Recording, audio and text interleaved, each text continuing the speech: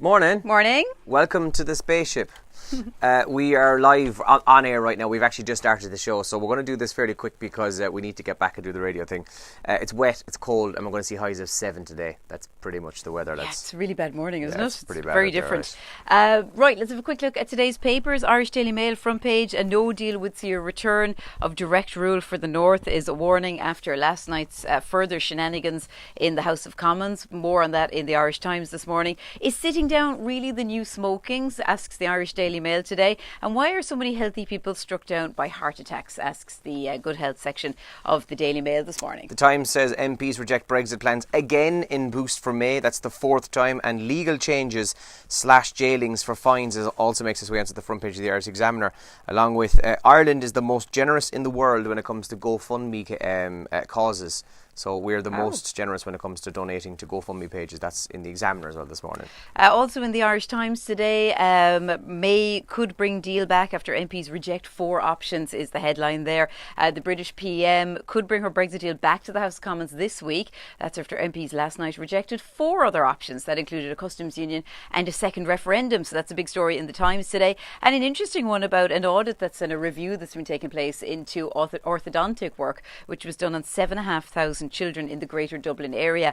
That's an interesting one because I imagine it was public service HSE orthodontic treatment, I would imagine. It's very hard to say. I've just realised as well. Stumbled over it twice now. The top trends that we're waking up to this morning. Pat McAuliffe, the RTE journalist, sadly passed away at the weekend. I met Pat a couple of times actually when I worked in another radio station in sport. He was a lovely man, but a lot of lovely tributes to him, especially from people from Cork on Twitter this morning. Vitamin C is trending as well. It was this documentary on RTE1 last night. I didn't see it. I didn't even know it was on.